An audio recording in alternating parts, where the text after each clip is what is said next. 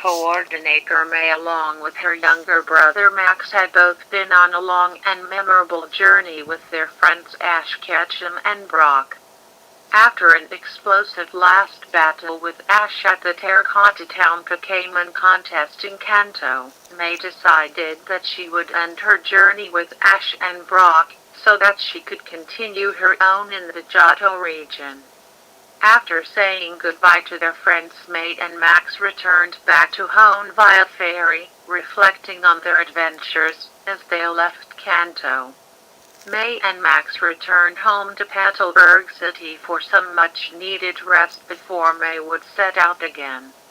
The siblings' father Norman, the Petalburg City gym leader, and their mother Caroline were delighted to have them home after not seeing them for a while.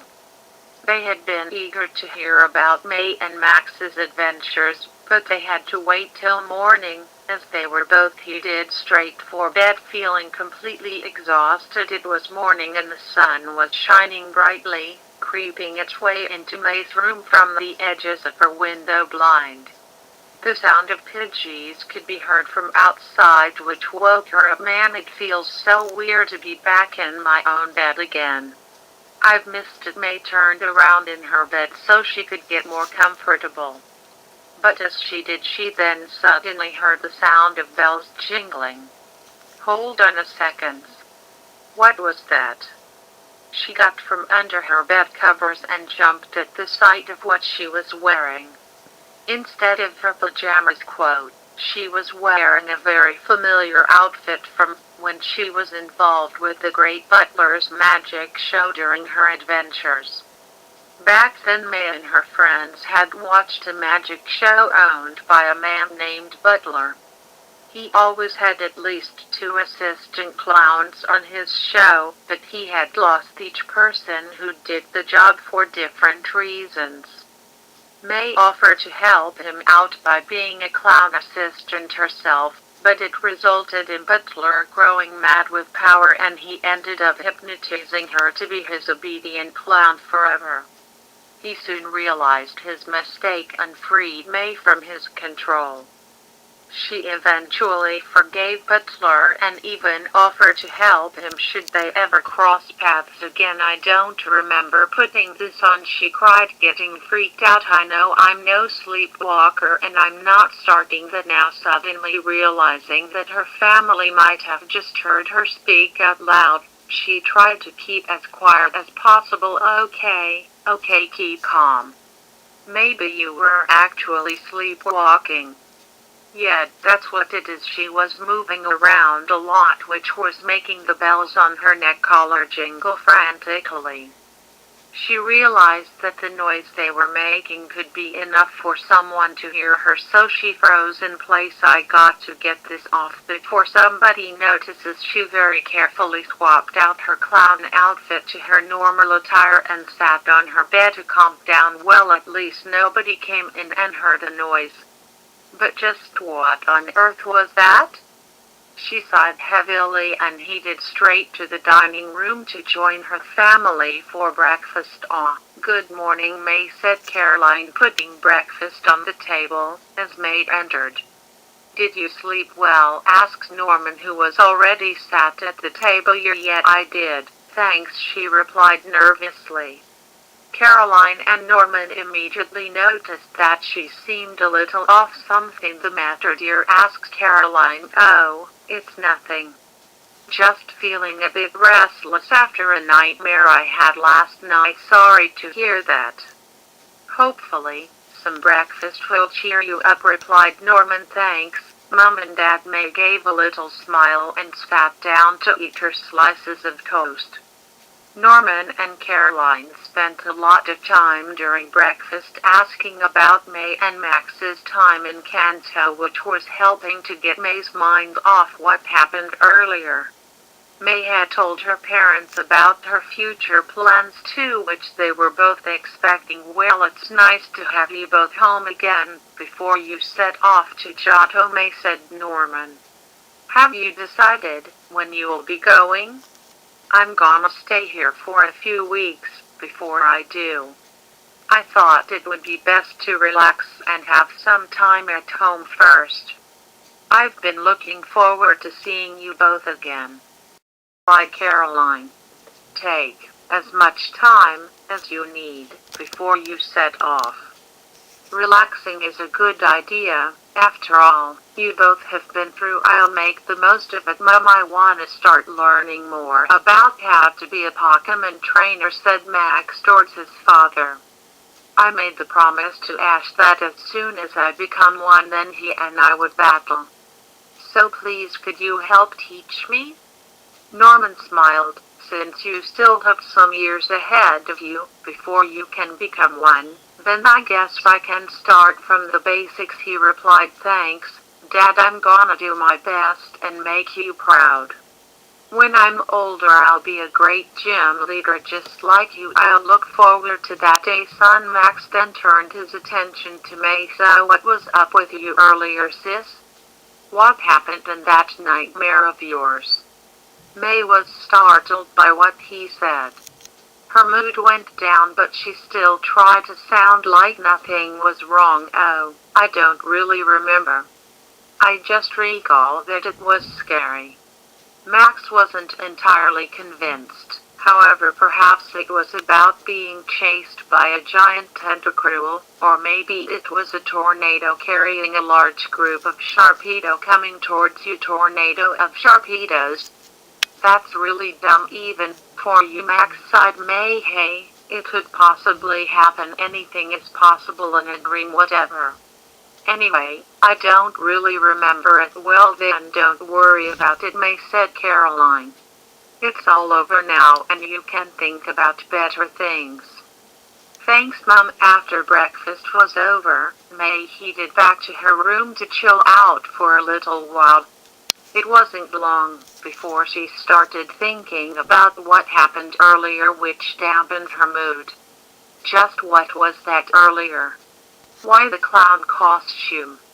I don't recall anything about my dream being about what happened back then. There has to be some reason why I was wearing that UGG. I need some fresh air. May decided to leave the house for a while and go for a walk by herself around town to clear her head. The rest of the family had to go out as well to buy some groceries, so May left before they did. Petalburg City was rather quiet as May walked around the town and through the parks. It was the perfect atmosphere for her to think things over. She tried to mostly reflect on her long journey and what the future would have in store for her. But no matter how much she wanted to black it out, the thought of what happened in the morning kept crawling back in her head. It's probably nothing, she thought, as she sat on a swing at an empty playground. But I can't help but feel worried about it all. I wish Ash and Brock were still here. She had been with those two for a long time, and now that they had gone their separate ways, she really wished that wasn't the case at a time like this. Just then a young girl came to the swings and sat down on the one next to May. Hi there, she said happily. Hello to you too, May replied back. I think I've seen you somewhere before. You have? When was that? May had never seen this girl before, so she was quite curious. The girl was silent for a few seconds as she tried to remember. Oh wait, now I know. I've seen you on some of the Pokemon contests on TV, May, aren't you? May had a surprised look on her face. She forgot that some of the Pokemon contests were aired on TV, so she started to get shy. Yes, that's me. Oh wow, I can't believe I'm actually meeting you.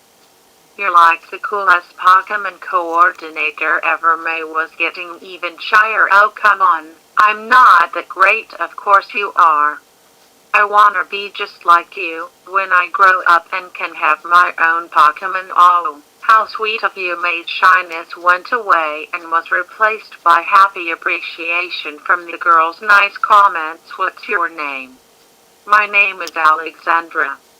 But you can just call me Alex. It's really nice to meet you, Alex. I know that someday you'll be a great Pokemon coordinator with plenty of practice and appreciation for whatever Pokemon you own. Thank you, May. I can't believe that we live in the same city as each other. This is so cool, May. And Alexandra spoke for a good amount of time talking about contests and what it's like to have Pokemon. May was completely cheered up, as her worries about earlier had gone away from speaking with a fan. Alexandra eventually got off the swing after speaking for ages. Are you leaving, Alex? May asked. Yeah, I got to go now. My mom is waiting for me to join up with her so we can head home. I loved being able to meet you, May. The pleasure is mine, Alex. Take care now, okay? That Alexandra left the playground and ran off to meet her mother. After she left, May decided that she was going to leave too. She was a really nice girl. If we meet up again, then maybe I could show her my Pokemon. Now in much higher spirits, she set off to go and grab some lunch at one of the restaurants in town. The town was quite busy as May entered the main shopping block. It was Saturday, which was the day that most people were around town. Sales were also going on at some clothes shops, which got May's attention. If I'm going on a new journey, then maybe I should go in a new set of clothes. I've worn these for a long time now, so maybe it's time for a change. May spent the next hour going around clothes shops, hoping to find something suitable for her Johto journey. After shopping at a few of them, she came out with a new set of clothes consisting of a green bandana, a short sleeveless orange tunic with a black collar, black bike shorts, black socks, and a pair of red and white sneakers. These will do great for my next journey. It's always a good idea to prepare for these things early in advance. Feeling accomplished in her purchases, she finally decided to get some lunch after her stomach started to growl. As she searched for somewhere to eat, May passed by a party shop which displayed a colorful set of outfits at the windows. She looked at the place as she walked, but suddenly came to a halt. Her eyes were fixated on something from inside the store, which was now her only focus. She shut her eyes for a split second and opened them again with a mesmerized look to her face. She didn't speak a word or think about anything else other than what she saw and walked inside the party shop. May walked straight on over to what was a colorful pink and red colored Harlequin-styled hat with bells attached and picked it up. Still not thinking about anything else, she then walked on over to the cashier and placed the hat on the till ready to be purchased. This please, she said to the shop manager at the till. Certainly, he said cheerfully, and made the purchase for May. He put the hat in the bag for her after scanning it. Okay then, young lady, that will be keep the change. Thank you, May replied, placing her money on the till. She took the bag and walked out of the store. Wait for a second. You've given more than that hat cost. Let me get you some change. Before you go, keep the change. Thank you, she replied again and left the store. The shop manager was confused by what had happened, but ended up keeping the change. Nice girl.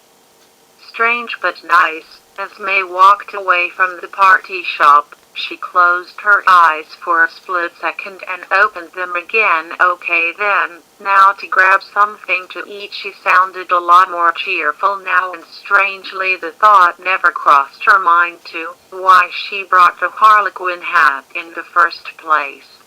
Eventually she found a good restaurant to eat at and went inside.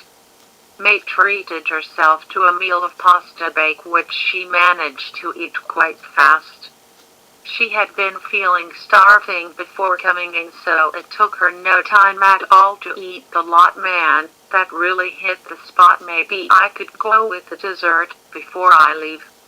Then I won't have to bother Mom about cooking me any dinner tonight. This lunch will fill me right up. She took a look at the dessert menu and felt spoiled by the great choices on offer. Maybe I should have a chocolate fudge sundae, or a strawberry cheesecake, or maybe the raspberry jelly with cream and strawberries. Man, what to choose? As she kept on looking at other choices, she came across a dessert that caught her immediate attention. Her eyes shut and opened again, and all she could focus on was a custard pie option. She decided to go for it and waited for a waiter to come along. She had the gayest look to her face, and nothing else was on her mind but that pie. Finally a waiter arrived. "Have you decided what you would like for dessert, young madam?" he asked. "Custard pie, please," she responded. "An excellent choice. It'll be on the way soon. Change for my bill." "Please take it." May handed out some money for her meal, which was more than what it cost. "Are you sure you want to pay in advance? You might be paying more than what the meal costs. Keep the change." "Please take it, if you insist." "Then thank you for the tip." The waiter was confused but took the money, as May looked quite insistent on him doing so. Whilst May waited for her pie, she suddenly closed her eyes again, this time keeping them shut for longer. May's mind clocked out and sat motionlessly for about 30 seconds before she finally opened her eyes again. May's blank-looking face from earlier was now a much happier-looking one, feeling nothing but pure joy. She got up from her seat and raised her arms up in the air. "It's Maisie time," she called out loudly, which got the attention of everyone else in the restaurant.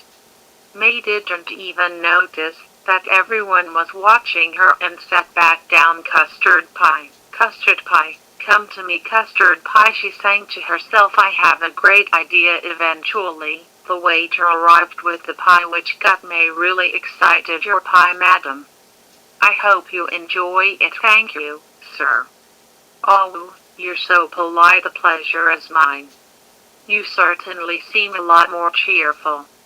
I could hear you from the kitchen, I sure am." May decided to put her plan into action. "Hey, mister, can I show you something?" "Show me something?" May slowly reached her hands out towards the pie. "I can see custard, man." With that she forced the pie right into the waiter's face and laughed loudly. Everyone else in the restaurant was shocked by her behavior. "Gotcha." May put on her new harlequin hat, grabbed her bags, and ran out of the restaurant as fast as she could. "Get back here this instant," yelled the waiter angrily, but May was already out of sight, cheering as she ran. The other people in the restaurant were speechless until one man started to chuckle. "What are you laughing at?" cried the waiter.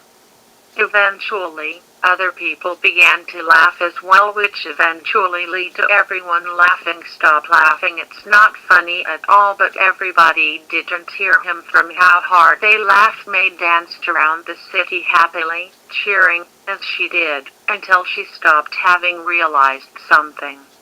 "Hey, where's my outfit? A clown can't be going around without it," she thought for a few seconds, and then the light bulb clicked in her head. "I know where it is. Let's go, go, go," she cried, as she danced her way back home to Petalburg Gym. She made her way in and noticed that the place was still empty. Not worried by that, she ran to her bedroom and got out the clown outfit from her wardrobe. "There you are, Maisie. Missed you." Yes, she did. With that, she applied some makeup and changed into her clown clothes. She spun around to complete her change. "Maisie's here to take the stage." Before heading out again, she took a look around her bedroom, feeling that something was missing. "This room doesn't scream me at all. We'll have to do something about this later." But for now, let's go and have some fun with that." She ran out of the gym, locking the door behind her, and took off back to town. May danced her way around the town, catching the attention of everybody walking around. They mostly had reactions of confusion, whilst a few others smiled, thinking that she was a street performer. She went back to the party shop and brought a whole bunch of balloons and rubber noses, much to the surprise of the shop manager. "Also, it's you again," he said. "I didn't know you were a clown performer. I've always been a clown at heart. I don't know why I'd want to be anything else. I see." "Well, you certainly seem a lot more energetic from when you came in here earlier. Before you seemed like some kind of zombie, mister. You must have been imagining things." "I'm happy 24/7. You must have gotten me mixed up with someone else." The manager was confused by her answer. He was certain that the girl he was speaking with was the same one from earlier. "Maybe I am. Anyway, will this amount of balloons and noses be all? It seems like you've almost got everything. We have of those left in stock, you bet." "Well, you certainly are dedicated, Miss Maisie, sir." Maisie the clown, taking the stage, she whirled around as she said. The manager chuckled at her enthusiasm. "Well, Miss Maisie, you certainly are one of the most entertaining customers I've had in a long time. I'll make the purchase for you after everything was paid for." Maisie thanked the manager at least 5 times before she took the bag from him. "Oh, before I go, what is it, Maisie? What's that down below you?" she cried out loudly. The manager looked down at the till, and Maisie quickly put a rubber nose on his face and gave it a honk. "Made you look bye-bye," she laughed as she danced out of the store, cheering happily. The manager couldn't help but chuckle. "That kid is something else," he said, watching her leave. May continued to dance her way around the town, looking for fun things to do. She had so much energy that felt like it was infinite, which was a lot more than what it was back when she was at the carnival from a while back. She noticed a mother with her 2 kids holding her hands, and she walked on up to them. "Hello there. I'm Maisie the clown, taking the stage," she said, doing a twirl. The mother smiled at her. "Well, it's nice to meet you, Maisie," the mother replied back. "Hi," replied the kids. "Say, would you guys like to have a balloon Pokemon?" May asked. The kids' eyes lighted up. "Oh yes, please," said the boy excitedly. "Please, could we please have a balloon Jigglypuff?" asked the girl. "That's our favorite Pokemon. Common right up, guys," replied May happily, as she got out a pink balloon from one of her huge pockets and got to work. The kids watched as she blew it up and started to try and shape it into a Jigglypuff. "How can you do all that with such huge hands?" asked the boy, commenting on the size of May's big rubber gloves. "Clown's secret," May replied, giving a wink. "Oh, come on, tell us," said the girl. "We won't tell anyone, sorry, but a clown's got to keep her secrets. Maybe, if you become great clowns one day, you'll know the answer." "Think we should, sis?" asked the boy to his sister. "Maybe once we are grown-ups and finish all our school work." "Okay then, it's done," said May, as she showed the kids her finished work. The kids took a look at it and felt a little disappointed. "That doesn't look like a Jigglypuff to me," said the boy. "It doesn't," replied May, feeling confused. "Its tummy is too flat and its ears are floppy," replied the girl. "Okay, let me try again. I'm sure I know what a Jigglypuff looks like." May started to blow up the balloon again to make it bigger. Once the shape got closer to what a Jigglypuff looked like, the kids saw that May wasn't stopping, as it grew bigger and bigger. "I think it's getting a bit too big," said the girl. May misheard the girl, thinking she said something else. "Bigger? Okay, then you got it." "No, not bigger," replied the boy, but his words flew past May's head As she kept on going, "It's gonna burst," yelled the kids at the same time, but it was too late. The balloon popped loudly in May's face, leaving everyone in a state of silence. May then broke the silence, as she began to laugh. "Oopsie," she said, and gave a honk of her rubber nose. The kids' feeling of disappointment quickly switched to them beginning to laugh at May. "She's so funny, isn't she, brother?" said the girl, struggling to get the words out of her mouth from laughing too much that Jigglypuff went pop, and that nose made a funny noise, replied the boy, struggling to speak as well. Their mother was a bit disappointed that May couldn't do the balloon correctly, but she couldn't help but smile from seeing her kids laugh it off. She took the moment to speak to May whilst her kids were still laughing. "Maybe we'll just take some normal balloons, if it's okay? We all start out small, so don't worry. If you couldn't pull off a balloon Pokemon like an expert, it's fine by me. Usually, I'm great at it, but as long as people are happy, then I'm happy. Thank you. I'm sure you'll be an excellent clown the more you keep it up. You're a great entertainer." "Thank you." May's spirits were high, as she blew some regular balloons up for the kids, this time without any hiccups. "Here you go, guys," she said, handing them out. "Thank you, Maisie." "You're so funny," replied the kids, "just doing what I do best. Well, I better head off now."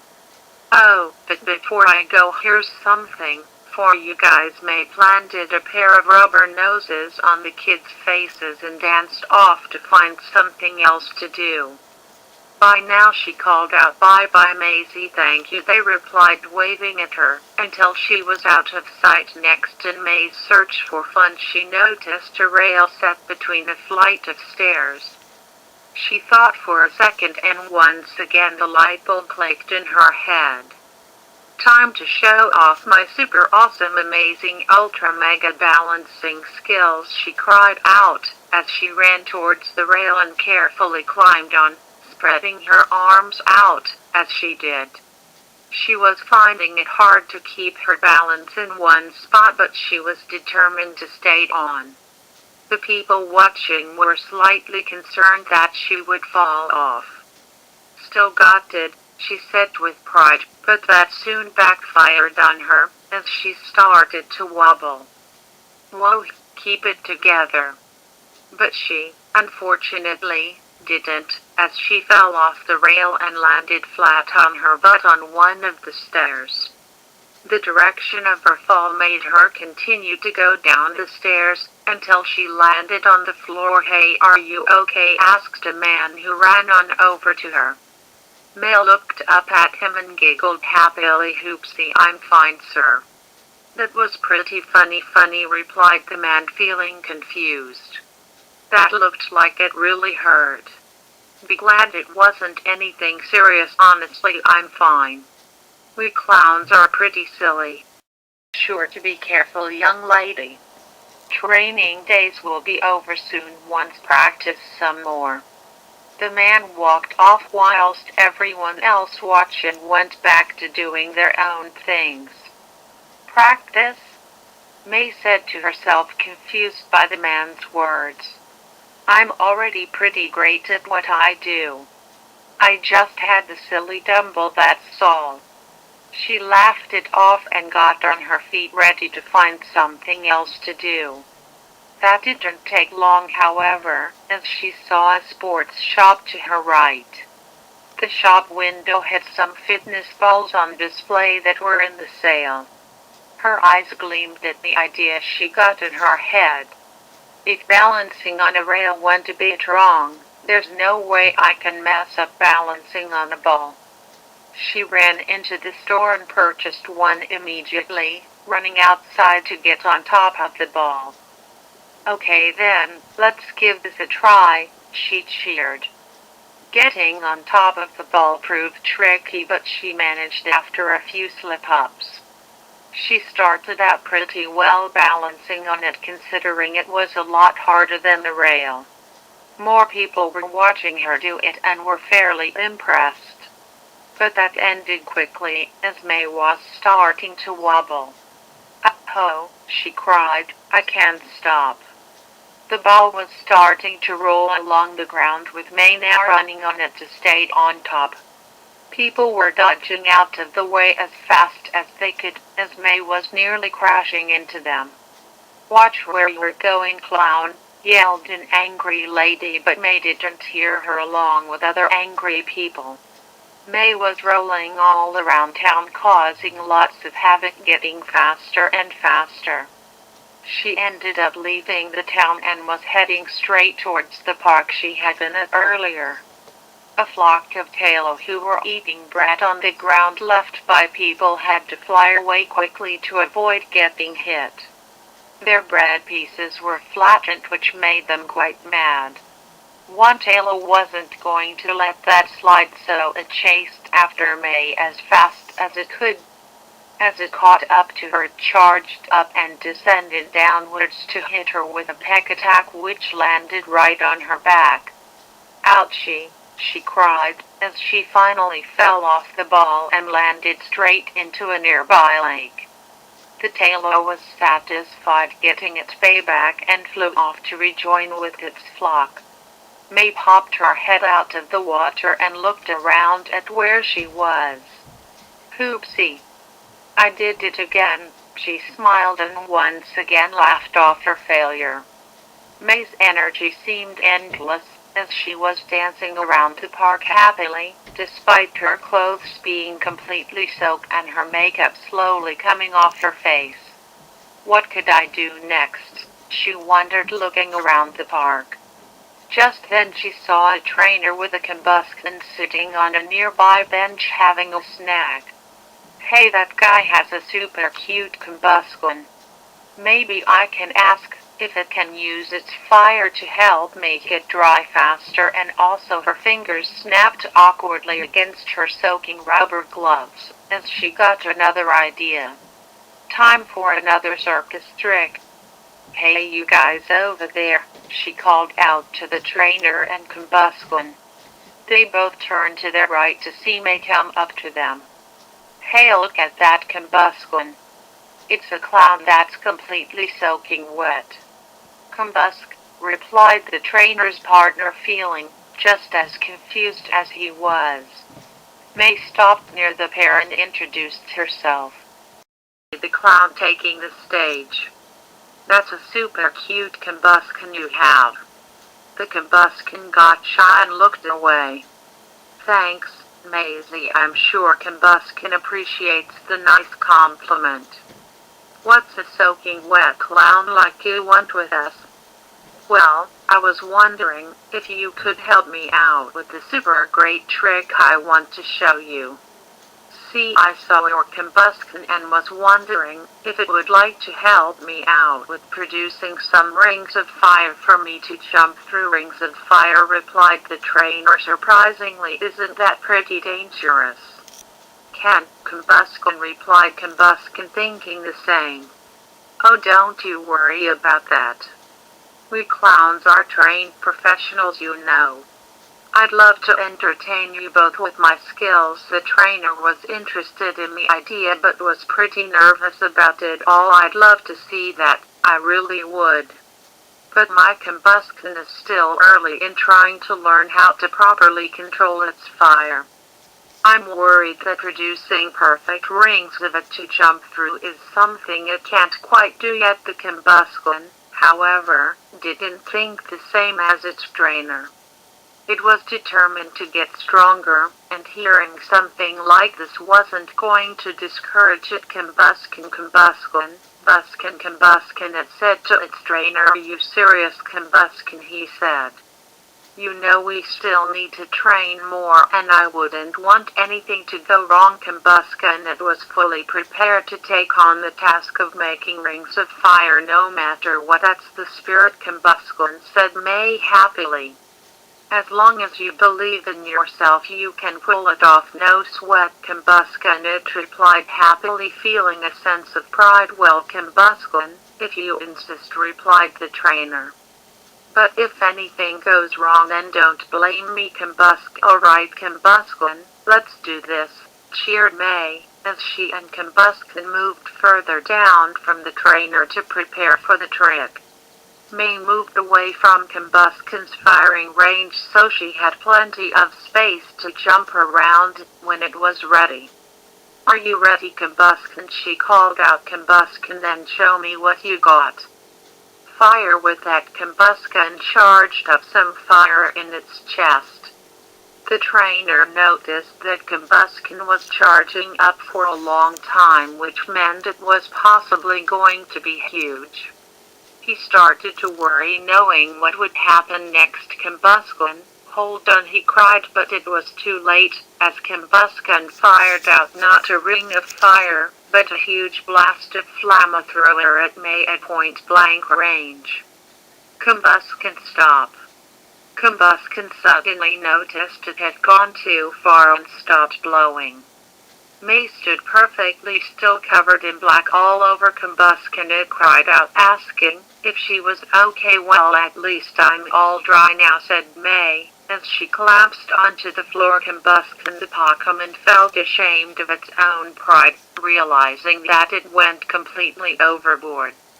The trainer and Combuskin ran towards May, who was still lying on the ground. Hey, are you alright? The trainer asked, feeling worried. Yeah, no sweat, she replied slowly. Oopsie, she laughed, but not as strongly as before. After that experience, May cleaned herself up by jumping into the lake again and decided to head on back home. I think I better call it a day, she told herself. Even we clowns need to rest. After a while she walked on through the town looking at the stores. She suddenly remembered something from earlier. Why would I want to go home to a bedroom that doesn't bring out my charm in any way possible? I better buy some decorations and spice the room up a bit. With that she ran off to some shops to buy lots of items that had anything clown related. After spending even more money, she finally made it home and looked around her bedroom. Well then, let's get to work and call this room home. After spending about an hour decorating, she looked back and examined everything. Strips of wallpaper covered the room in a set of white and red colors to give the feeling of a circus tent. Red noses were plastered all around the walls, and a set of crudely shaped balloon Pokemon were circled around the room, giving the illusion of an audience watching someone perform in the middle of the room. It's a bit of a mess, but we can always improve it later, she told herself, feeling proud of her work. Suddenly her head jolted and she closed her eyes, standing still for a few seconds. May opened her eyes again and looked around her bedroom. What was something she was proud of a few seconds ago now had her beginning to freak out. Wait, what? What's up with my room? And she looked at her clothes and jumped. This costume is on me again, a hat too. What is going on? May screamed at the top of her lungs and ended up passing out on the floor. The May who was full of joy from earlier wasn't the same person anymore. After a longer day out than expected doing shopping, Max and his parents were finally close to heading back home. Having been bored to tears for several hours and occasionally complaining about how slow his mother and father were, he was the most alert he had been that day, as home was in sight. Finally he boomed with delight. I'm so starving. We're sorry we took so long, Max, said Caroline. It's just that you've been away for so long that we thought a nice day out would be nice for you. But you said we were only gonna buy some groceries and go straight back. We spent most of the time going around clothes shops, which I can't stand after about half an hour. Young man, I would prefer you not to be so rude, replied Norman. You were in desperate need of new clothes as well as your sister, as you never packed that much for yourself whilst on your journey. You should be grateful your mother and I spent as much as we did from you both. Now Max began to guilt inside for his behavior, which was to be expected by his parents. He sighed, feeling disappointed in himself.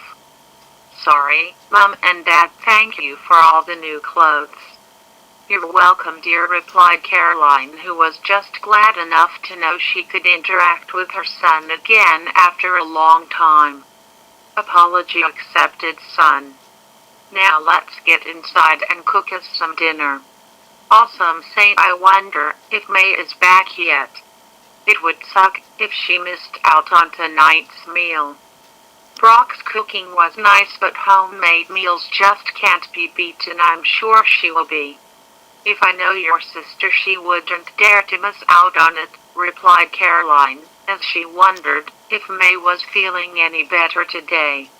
Well, we'll find out soon enough, said Norman, as they finally approached the front door and let themselves in. Norman and Caroline went in first, with Max behind them. But before he went inside, he noticed that the bin outside was full of, which it hadn't been in the morning, as the top of it nearly stuck itself open.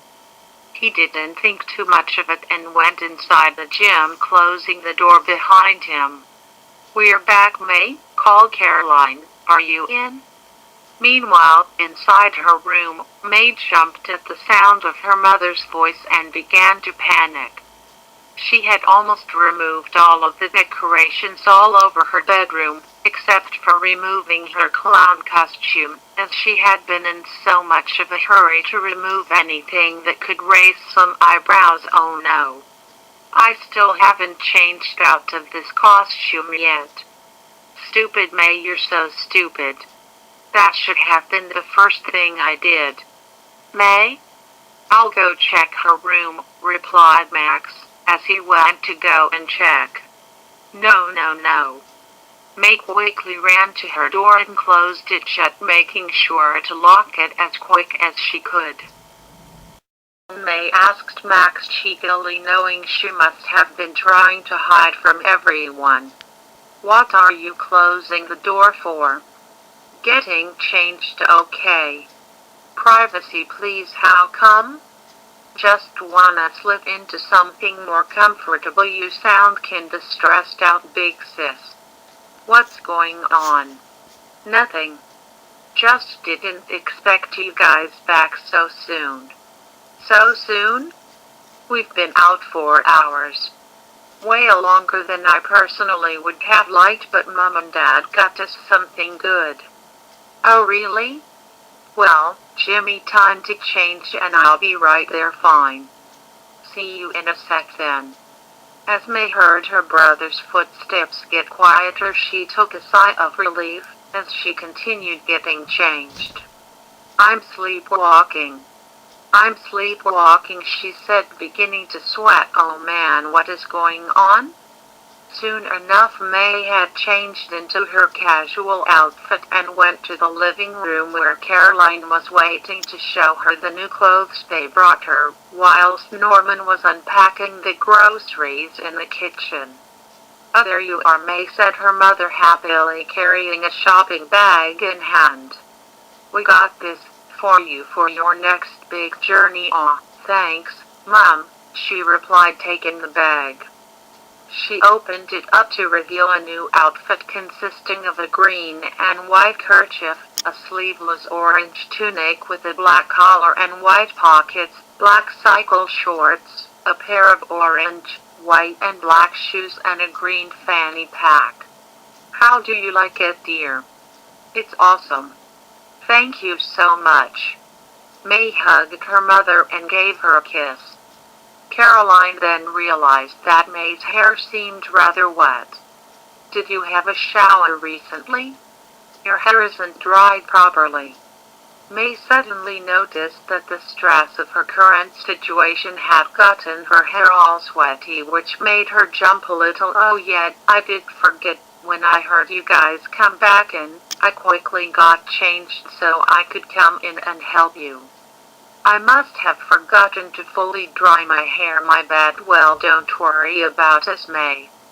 If you need to get dry properly, then you go ahead and do that.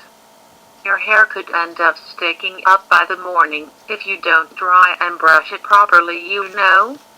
I know, Mom, I'll go help Dad and sort it out afterwards. Thanks again for the outfit. May dashed off and went into the kitchen to thank her father too. Alone? I don't even know anymore. Look, Mommy, it's May over there, said a familiar voice. May looked and noticed that it was Alexandra from yesterday. Oh hey there, replied May with a wave. As Alexandra rushed on over to her, it was like all of May's worries had suddenly been put on pause. I can't believe you're here again.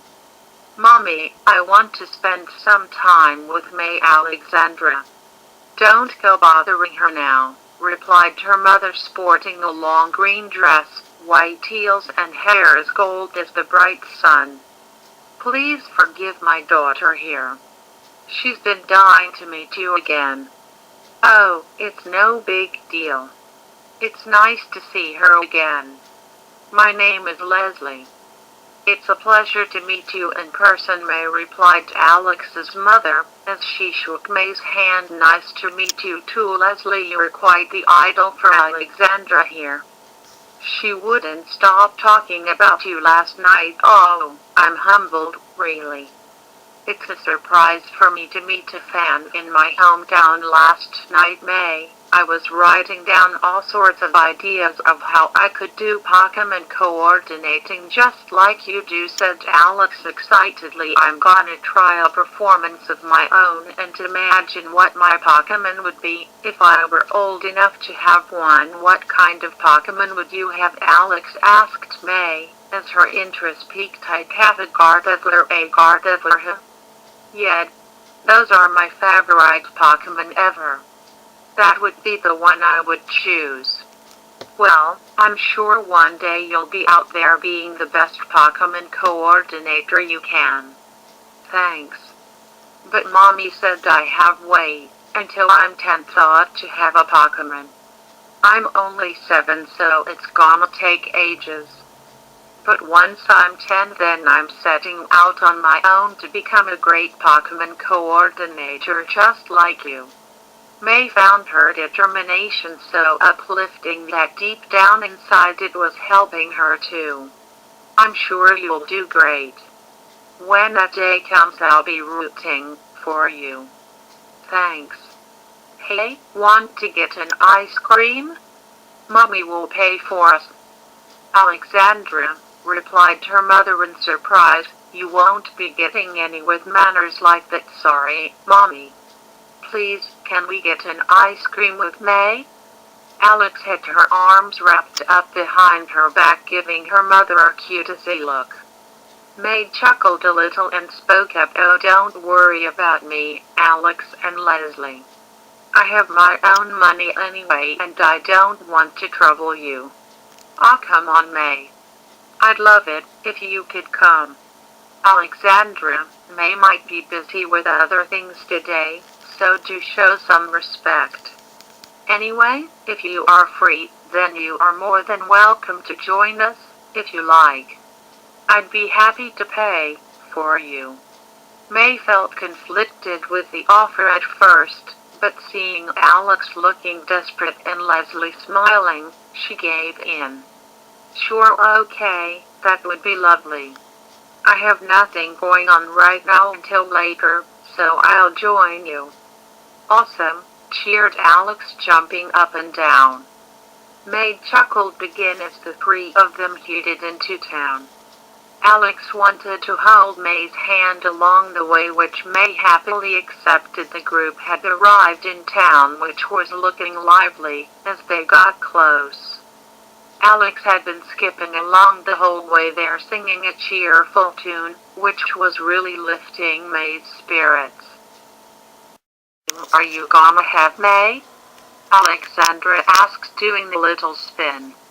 I'm gonna have chocolate. I might go for strawberry myself. Then I'm getting strawberry instead, having the same flavor, as you should help give me the brain energy to be as great as you. Leslie hadn't seen her child as energetic and excited as much as this before. She herself never considered anybody a true idol to her, so it was fascinating to see it from her daughter's perspective. May sure means a lot to my Alex. I guess I could see my little girl as a coordinator someday. If she really wanted to pursue that path, then I wouldn't object to the idea. Yeah, we made it into town, cheered Alex, skipping on ahead. Let's go and find an ice cream stand. As the group passed by some people walking alongside them, a single lady looked at May, giving her a rather strange look. What's her deal? May thought, looking puzzled. But the awkwardness didn't seem to stop there, as more people passing by looked at May with looks of confusion. Okay, what's the deal? Did I upset them or something, or did everybody get up the wrong side of the bed? Leslie noticed too, which made her wonder if May had a strange effect on people. Soon enough, the three of them were sitting down back at the park with ice cream in hand. Alex ended up getting double scoops of ice cream thanks to May paying a bit extra for hers, and she had nearly gobbled it all up in seconds. But even seeing Alex gobble up her ice cream in a slightly comedic fashion wasn't enough to stop May thinking about the reactions she got from people. What's up, May? Alex asked, noticing she seemed a bit off. You've been pretty quiet since we sat down and ate. May's moment of silence broke. Oh, don't worry, Alexandra, I just love food so much that I stay pretty quiet when eating. Nothing out of the ordinary, she laughed, trying to sound convincing. Oh, okay, then I shouldn't be worrying about you, May. You're an amazing person who doesn't get down from anything. As much as May wished that were true, she still couldn't help but smile despite her current feelings. This little girl is adorable. She's been praising me non-stop and I'm not sick of it yet. In times like these, she just might be my therapy. I assume you'll be heading off on another journey soon to continue your contests, May? Asked Leslie, who hadn't had much of a chance to speak due to Alex taking most opportunities she could get. Yep. Giotto is up next for me. It'll be a much more different experience for me this time, as I'm going it alone. I used to travel with my friends and little brother, but this time they won't be around. I see. How are you feeling about going it alone? Well, May started to feel unsure of herself again, which in turn reminded her of the strange happenings going on with her. I guess right now I'm kinda unsure. Unsure, May replied to Alex in a shock. But I'm sure you can do it just fine. Thanks, Alexandra, May replied with a light chuckle.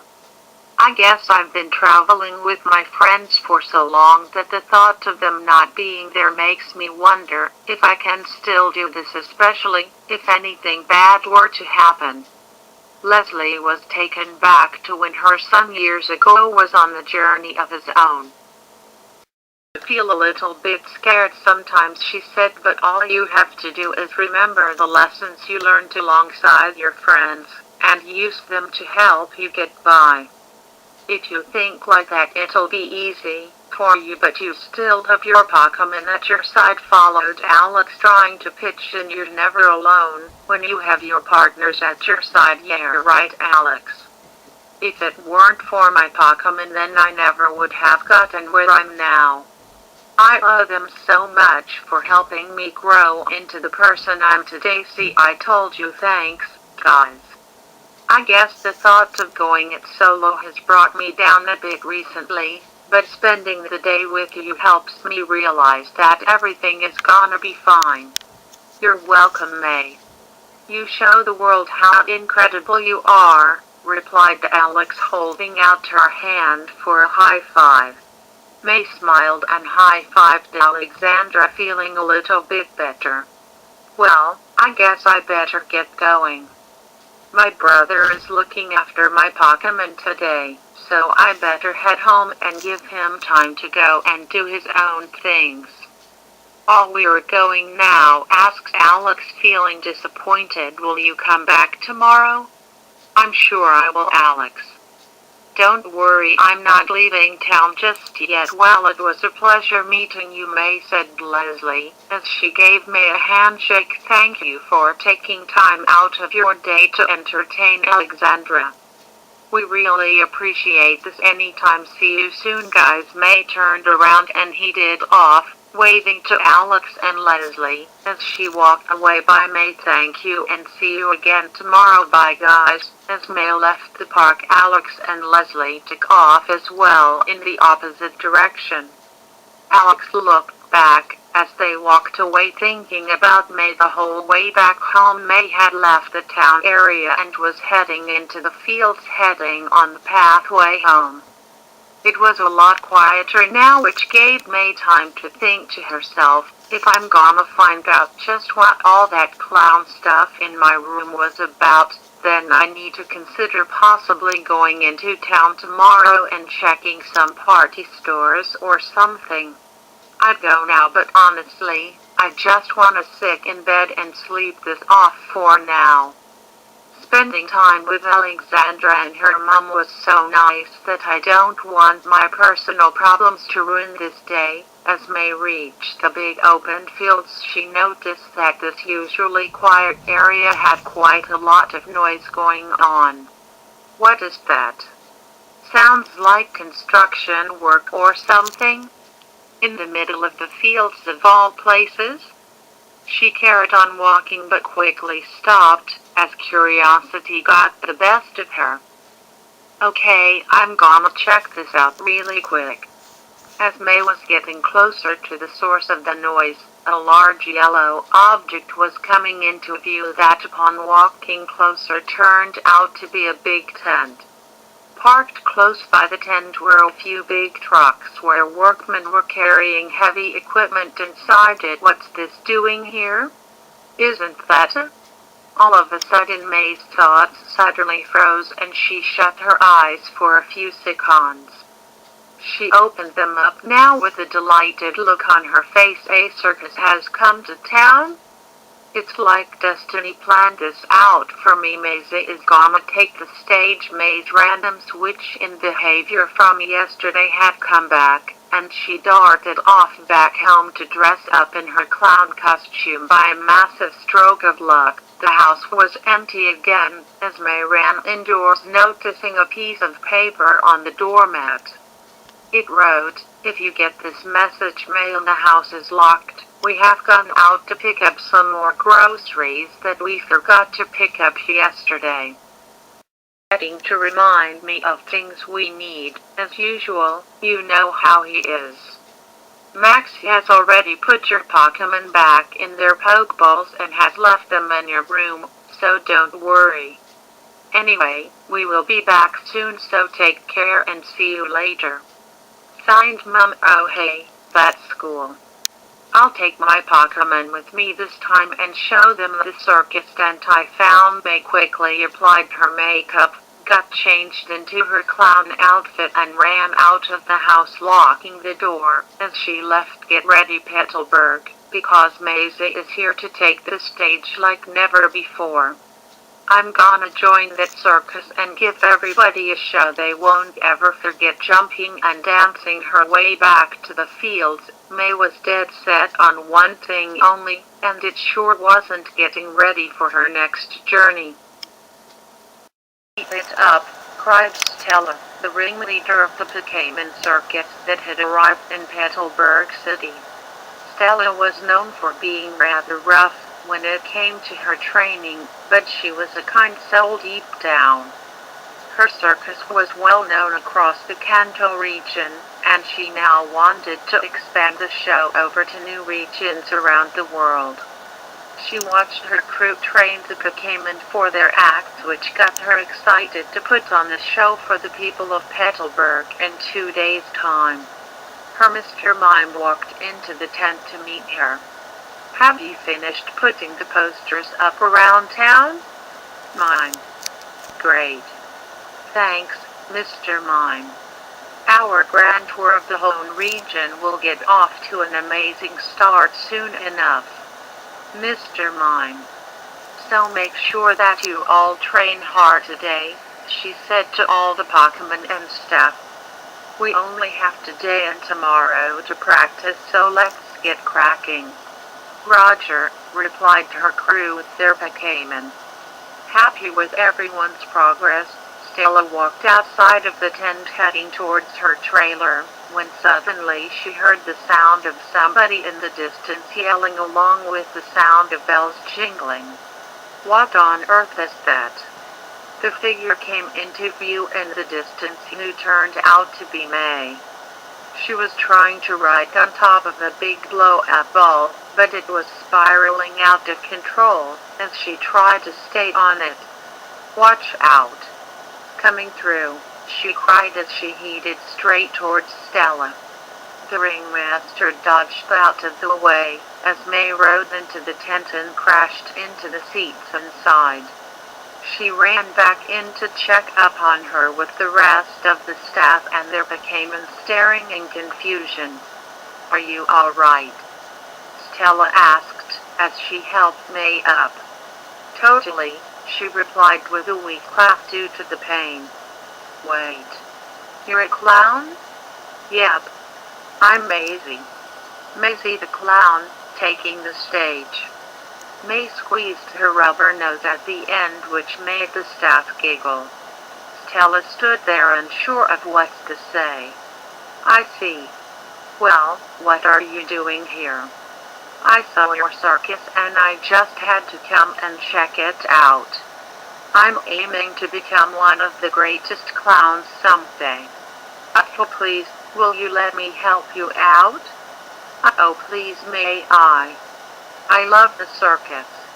I live and breathe the circus. The other female staff watching found her passion quite charming, but Stella still wasn't sure what to think. Oh go on Stella, why not give her a chance, said one of them with her Dodrio, who agreed. What? Yeah, why not, said another with her Machamp.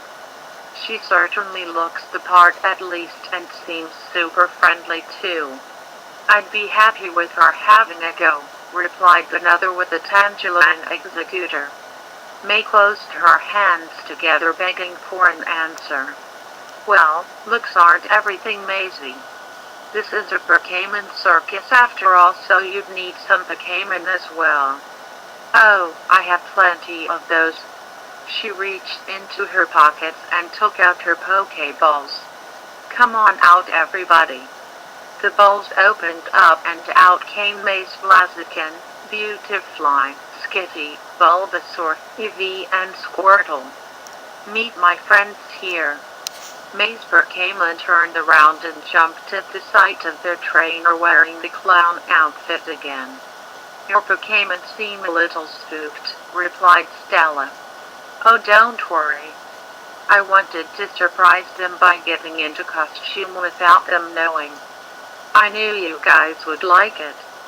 Her Pokemon looked confused by what was going on, so they tried their best to go along with it by agreeing with her. Well, you do seem to have quite the selection of Pokemon. You look the part. However, that little display on the ball I saw just now tells me that you came off the training wheels too early. We only have 2 days to go before the show, and you have a show in 2 days? May grabbed Stella's hands and bent down on the floor looking excited. Oh please let me join? I'll work in my very best without stopping. I promise. Go on Stella, said the other girls, give Maisie a chance. Stella wasn't one to let in newcomers in so quickly before a show. She was one who liked to make sure she was working with trained professions, but the look on May's innocent face made her cave in. Alright, then Maisie. You can help. Hooray! Thank you so much. May happily jumped up and down with delight as she turned to her Pokemon. Let's do our best, everybody. Her Pokemon pretended to be excited as they worried about what could happen next. What on earth am I doing? Stella sighed, wondering if she had made the right choice. So where do we start, Stella? Alright, then Maisie. Since you and your Pokemon are new here, we'll have to begin training right away, as we don't have much time to train you. You must be willing to work as hard and as fast as you possibly can. Got it. Stella reached for her pocket to reveal a big black whip that she pulled on to test it. Maisie and her Pokemon started to feel a little uneasy, and Stella gave them a stern look. What's the whip for? If you want to join the circus, then you better prepare for some rough training, young clown. Hi-ya, she cried, striking the ground with her whip close to Maisie, which gave her a fright. Good luck, Maisie, said one of the staff quietly, knowing May would be in for a rough time. Pick up those balls on the ground and get juggling, commanded Stella, whipping the ground. Why, yes, ma'am, replied May, grabbing them in a flash and began to try and juggle. It was off to a bad start, as she kept on dropping the balls very quickly. No, that's not good enough. Put more feeling into it. Hi-ya. Cried May, as she continued to juggle until she got the basic rhythm down. Now throw them to your Blaziken so it can follow on from you. Alright. Pressured easily, May threw them to Blaziken, but with bad aim. Lots of more whipping and harsh training continued for several hours, which proved to not be the kind of welcoming May had expected. So how did I do? May asked, gasping for air, as she lay on the ground exhausted along with her Pokemon. You have much to learn, Maisie, replied Stella, not showing any signs of going easy. If you want to join in the show, you and your Pokemon will have to try out every possible act available. That way we can find what you are best suited for. 10-minute break. I'll be back after to continue your training. Stella walked out of the tent, giving May and her Pokemon a chance to catch their breath. You guys are doing just fine, said one of the staff, walking up to her. Stella's training is rough, but it's all because she wants you to be at your best. Don't let it put you off, said another. We all got similar treatment, but at the end it worked out. It's much harder than I thought it would be. May replied, taking a sip of bottled water handed to her by the staff. But I'm not giving up yet. We're gonna knock it out of the park in no time. Right, guys? Her Pokemon agreed nervously. So what made you want to become a clown, Maisie? What drives your passion to perform? This surprisingly was a question May found tricky to answer. I don't know. I guess I just do. Her Pokemon were surprised to hear this, as they always knew their trainer as a Pokemon coordinator who had never before wanted to be a clown. They had been aware of the time May was hypnotized into being a clown once by Butler a long while back. I see. How long have you and your Pokemon been at this for? One of the girls continued to question. I'm not sure. I've always been who I'm from the beginning. This got May's Pokemon to have their own group discussion about what was going on whilst she was busy speaking with the staff. Is she okay? Asked Bulbasaur in its native language. She's acting strangely. Why doesn't she remember our contests? Asked Eevee. I've never seen her look like that before, said Squirtle. Her nose is big and red too. Maybe she got stung by a bee drill on the nose and it's making her act different, said Beautifly. Our trainer wants to be a clown, I think it's called, replied Blaziken. There may not be much we can do for now, except to go along with this, until we can discover what's wrong. I suppose you're right, Blaziken. You and I have been with May the longest, and it's clear that she isn't the same. What's your opinion, Skitty? But Skitty was running around the tent playing with the juggling ball and not even listening.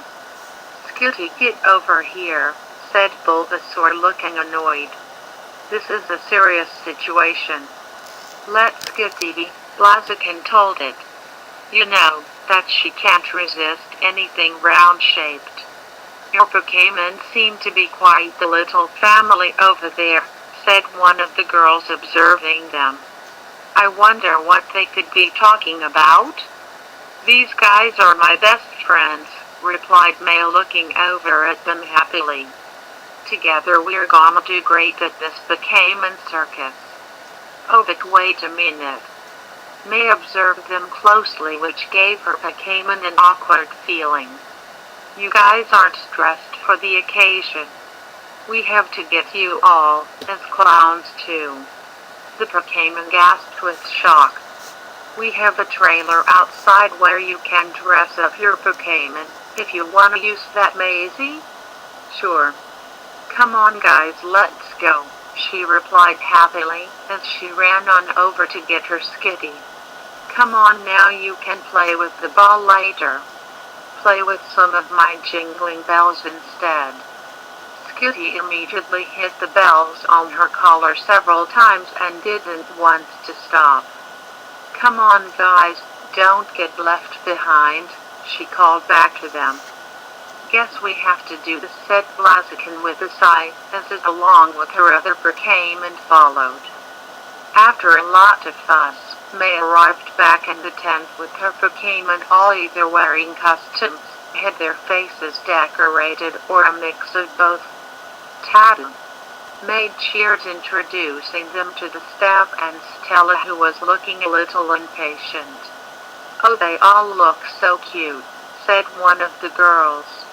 We have to take a picture of you with your Pokémon together later, said another. 10 minutes late, Maisie, said Stella with a stern tone in her voice. Sorry, Stella, replied May, trying not to let Stella make her nervous. I had to get these guys dressed up as quickly as I could. Less time worrying about fashion sense and more time training. Come on now. She slammed her whip onto the ground, which immediately got May nervous again. We're gonna get you into the true spirit of a clown. Get ready to let out the prankster in you. Oh no, I can't do that. I'm quite the silly clown. Then show me a prank with your Pokémon involved. Right. May was thinking fast on what kind of prank she could pull off. Squirtle, come over here a sec. Squirtle, it asked, clarifying that she was talking to it. It walked on over and May picked Squirtle up to whisper something in its ear. Okay, we ready. Squirtle, it replied, feeling confused. Then come on and show me. I expect this prank to be funny enough for you to pass. May put Squirtle down and walked back several steps before beginning the act. She and Squirtle walked on up to each other, with May skipping her way over. The sequence was done without any words spoken, as May and Squirtle gave each other a wave to say hello. May turned around and picked a flower out of her pocket, which she then prompted Squirtle to give a sniff. As Squirtle got close up, May squeezed it tight with a cheeky grin on her face, hoping it would shoot water at Squirtle's face, which didn't happen. She looked confused and tried to squeeze it multiple times, which led to Squirtle give off a cheeky look as well. It used body language to ask its trainer if it could give it a try. May handed over the flower and Squirtle squeezed the flower whilst firing water out of its mouth to blast May in the face. May toppled over and the staff watching chuckled to themselves whilst Stella was too busy reviewing the act. May shook her face left and right to get rid of some of the water and looked on over to Stella. Done. What do you think? Predictable, but decent enough for a first try, Stella commented. Thanks. All right then, Maisie, next will be tightrope. I wanna do that. The Pokemon were shocked. Tightrope, replied Stella surprisingly. You could hardly balance on a ball earlier. I'm not sure that's the best thing to do as of yet. That was just a small slip-up. I can balance real good, you know. I did so the other day in town. I can't let you, Maisie. I can't risk any performers getting hurt, and it that usually sits below the tightrope broke not long ago and we haven't been able to replace it yet. So you better not try it under these circumstances, Maisie. Maisie? Stella noticed that she was gone. She turned around to notice May had already started climbing up the pole to reach the tightrope. Hey, stop. Get down from there. Oh no, cried May's Pokemon in their languages, as they watched May already reach the top.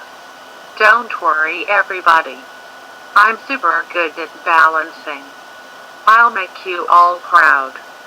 Get down from there this instant, cried Stella angrily. I'm not risking you getting injured. I won't. Promise, she smiled back, which only got everybody else worried. May started to walk the tightrope as slowly as she could whilst spreading her arms out to balance herself. We have to get her down, said Beautifly to her fellow Pokemon.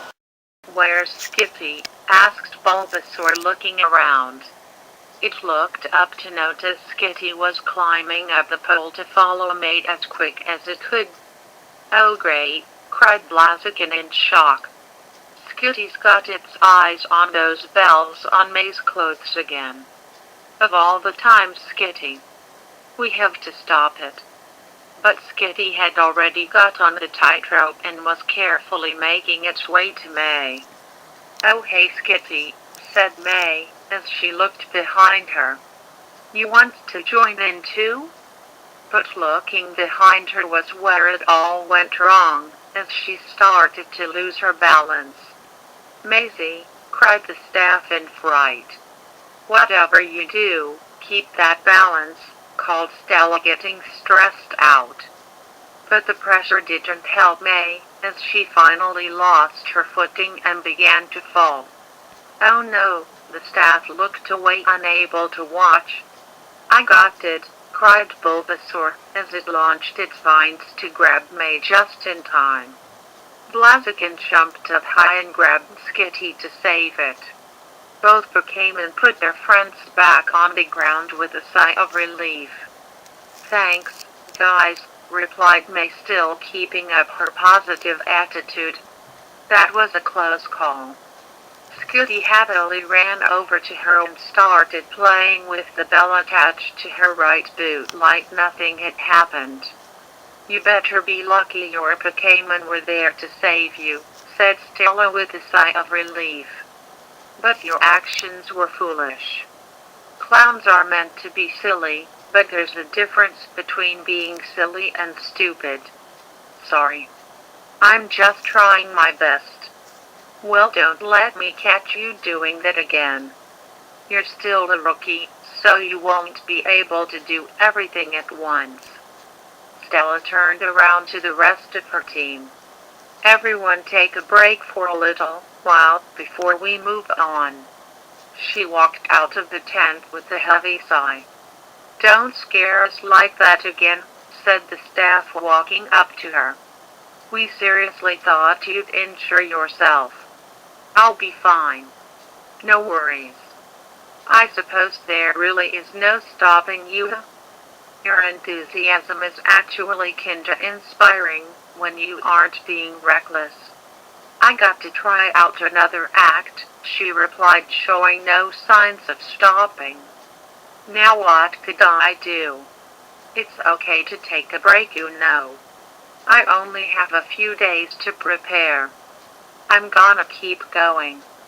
May ran around the tent looking for something she could do. That girl is like on autopilot, said one of the staff to her fellow colleagues. She's quite the character. Hey, what about these? May called, pointing towards a pair of wires and straps lying on the ground. Oh, those are used for aerial straps acts. They don't get used anymore, since there's not much for both performer and their Pokemon to do together with them.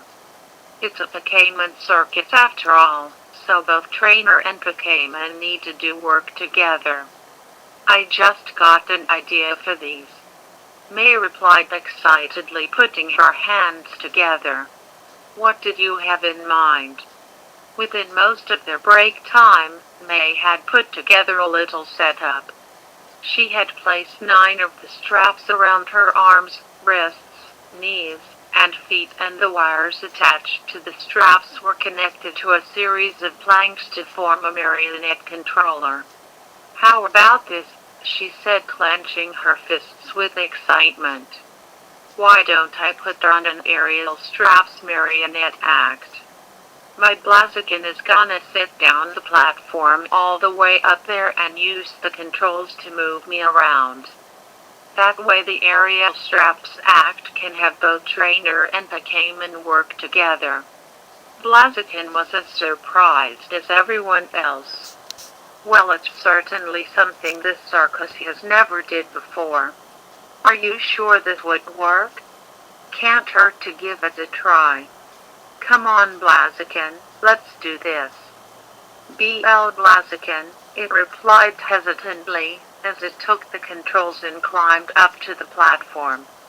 The higher Blaziken climbed, the more that the wires were slightly pulling May back, and raised her arms slightly until the point when the fire Pokemon sat down. Anytime you're ready, Blaziken. With a nervous nod, Blaziken began to move the controls around to make May move.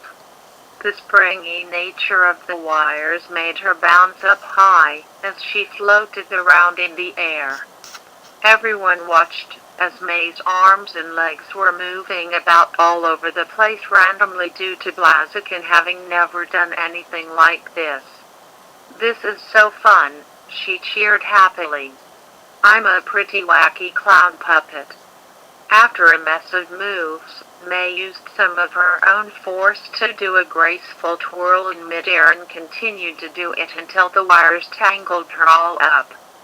Blaziken tried its best to spin her the opposite direction, which untangled the wires and spin her around very fast, until she stopped.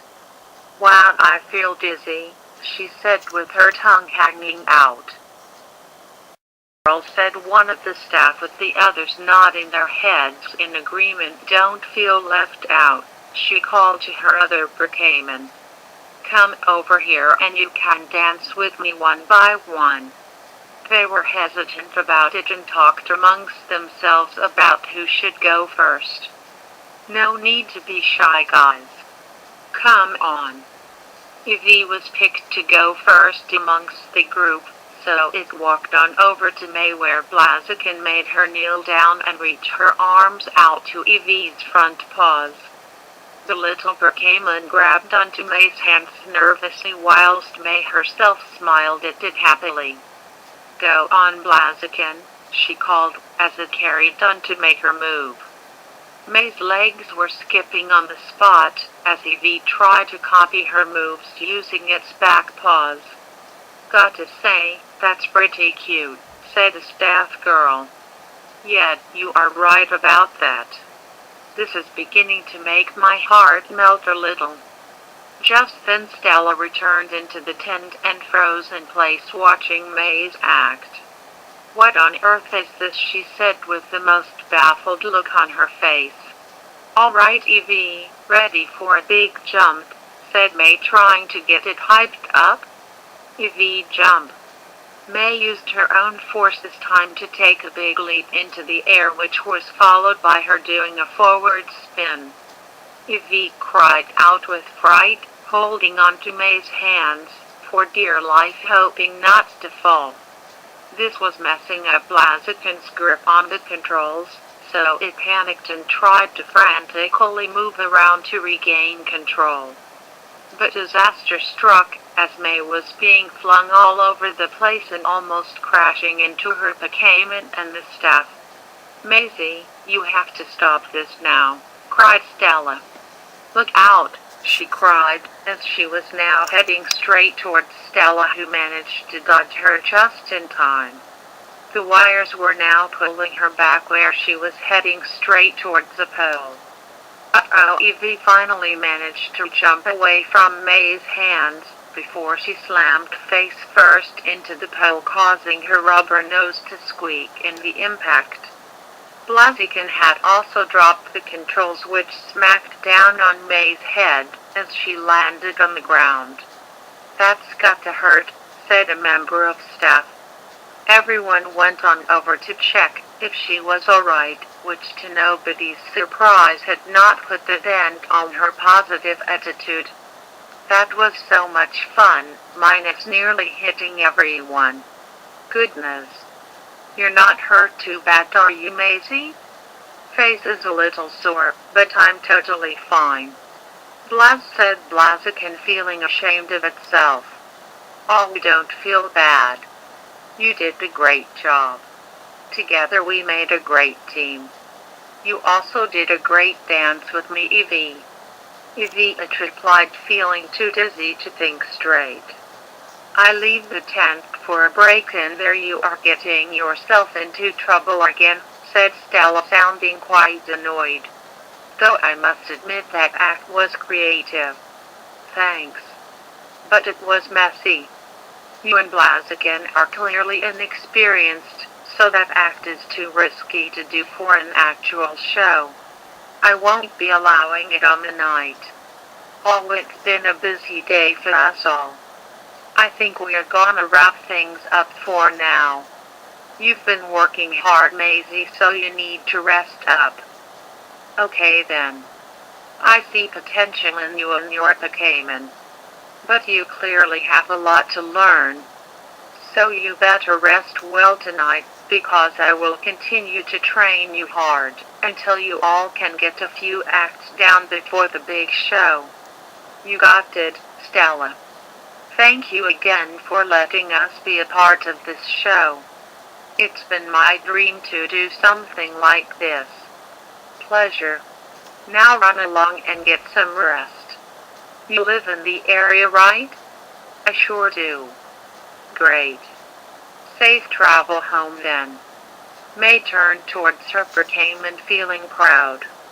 "You guys all did amazing. You all deserve a good rest." She got out their Pokeballs and returned them back. "We look forward to seeing you tomorrow, May," said the staff. "Me too. See you later." She removed the straps still attached to her and ran out of the tent, which, for Stella, was a huge sigh of relief. "I think I'm more tired than she is. I still hope I won't regret having her take part in the big show. It's like you said, Stella. She has the potential to be a showstopper. That positive attitude of hers is really quite delightful. Well, let's just see what tomorrow brings." She looked at the marionette setup left behind on the floor and was thinking about it. Maisie, what a goofball. A smile came to her face, as deep down she wanted May to succeed. Dark out, as May returned back home. As she headed towards the front door, she saw a piece of paper lying down under the doormat, which she picked up and read. "As we were all feeling quite tired, we have gone to bed early, so please be quiet, if you can, when you get home. Your monk Lexi has been well behaved and is now sleeping too. Max did a great job looking after it. Anyway, we will see you in the morning. Signed, Mum and Dad. I didn't know I had parents. That's neat. She quietly opened the door and tiptoed as quietly as she could, which was easier said than done considering the bells on her clothes were jingling with her every move. She made it into her room and put up a door sign outside saying sleeping. Please don't disturb. Wow, I'm tired, she said, whispering to herself. I'll just tuck myself into bed and call it a day. Without changing her clothes, May got into bed and quickly fell asleep thinking about the fun day she had. All that was on her mind was becoming a great clown, until she dozed off into her dreams.